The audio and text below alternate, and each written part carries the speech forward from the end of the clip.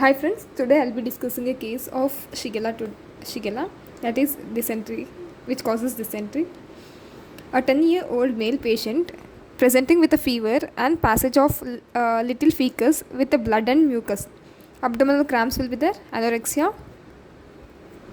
tenesmus since 4 days. He had a history of consumption of food in the function 2 days back. Few more who attended the function had same manifestation. Stool sample is taken and proceeded in laboratory.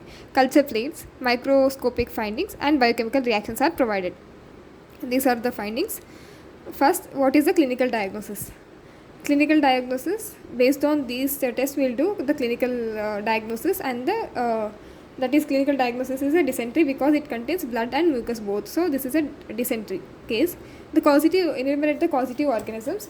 Causative organisms may be bacteria, example shigella, E. coli, Campylobacteria jejuni, Vibrio parahemolyticus, or it may be parasite which causes dysentery, Entamoeba histolytica, Ballatidium coli. And the next question will be sample collection. Based on the write a note on sample collection and transport for this condition. We have to collect the feces because there is a dysentery. In stools we are getting blood and mucus. So the sample is the fecus or rectal swabs. Then transport medium will be carry Blair medium or gram negative broth we use for sample collection and transport. Then identify organism commenting on the colony characters, microscope and biochemical reaction. Here are the diagrams so that you can easily come and see. These are pinkish color, so this will be gram negative. Based on gram stain, this is a gram negative bacilli rod shaped you can see, and pinkish color, so gram negative bacilli. Uniformly stained, you can see uniformly stained. These are uniformly stained and they are arranged singly, not like chains or any zigzag pattern. No, they are arranged singly. So the gram staining, these are gram negative bacilli which are uniformly stained and they are arranged singly. Next, we'll comment on the growth on Mekong agar. This is Mekong agar. How they are growing on Mekong agar will comment. Non-lactose fermenting colonies. These are not lactose fermenting colonies with a smooth surface, and the entire edge is a smooth surface. Entire edge, non-lactose fermenting colonies with the entire edge is smooth. This is on Mekong agar. Comment on Mekong agar. Next, coming for the biochemical reactions. You can see bubbles are formed. So catalase positive. Catalase positive, remaining all are negative, like oxidase negative, indole negative, citrate negative, urease negative, and TSA, there is alkaline by acid without gas or without H2S. It will ferment only GM. You can remember GM. Glucose and mannitol is get fermented, whereas sucrose and lactose is not fermented. Identification. So according to this all biochemical tests, we can identify this as Shigella species. Shigella causes dysentery. We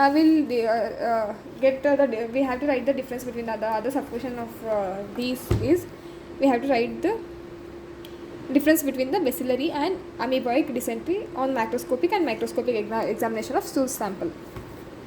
Macroscopy and microscopy. Macroscopy you can remember as face CR, face and CR, FACE and CR. In this, F instead of A it's O, and C, FAC, and N you take CR. F for frequency. Amoeboic will be less frequency, that is 6 to 8 times we go for day, whereas bacillary it is over 10 times per day. Order, this will be FNC order, this won't be having any order. Color of the amoeboic dysentery will be dark red, whereas bacillary will be BB, you can remember, bright red color. Nature, it will be having very little mucus along with the feces, mucus and blood, whereas this will be completely blood and mucus with little feces. So consistency, this won't be adherent because mucus is there, so little mucus is there, then it moves away, whereas this more blood is there, blood will go and adhere, as it is a liquid it will go and adhere to the walls of the container. The reaction, this is acidic and this will be basic. These are the macroscopic. Macroscopic, you can remember F phase and CR. F for frequency, A for F instead of A you write O for odor, and C for color, and N for nature, Again one more, C for consistency, R for reaction, acidic or basic, consistency, adherent or not adherent, nature, more mucus and blood, mucus and blood is there or less mucus and blood is there along with the fecus. Then the color dark red or bright red, odor will be offensive odor or not, frequency, number of times per day it is done. Then microscopic feature, we will write about the cells, cellular exudate. This code for this is CR, again CR, MECMA. C for cellular exudate, R for RBC, M for macrophages, E for eosinophilia, C for Charcot medium, Charcot laden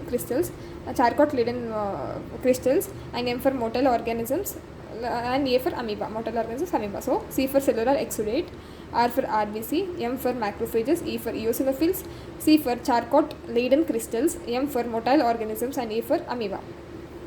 Here in amoebic dysentery there will be scanty cellular content, whereas in bacillary this is a dangerous, as I told already, 10 times per day, and then more blood will be there. So this will be very dangerous. So abundant microorganisms will be there, cellular exudate will be more. Here RBCs are free, will be this RBC will be clumped and appears yellowish brown color, whereas these RBCs are discrete, or else they can form Rolex. Rolex means like stack of coins, they form Rolex formation, and bright red color will be there. Here macrophages will be few, all cell quantity will be scanty, so macrophages will be few. Here several macrophages will be there, macrophages will be ingesting RBCs, so macrophages, RBC laden macrophages will be there.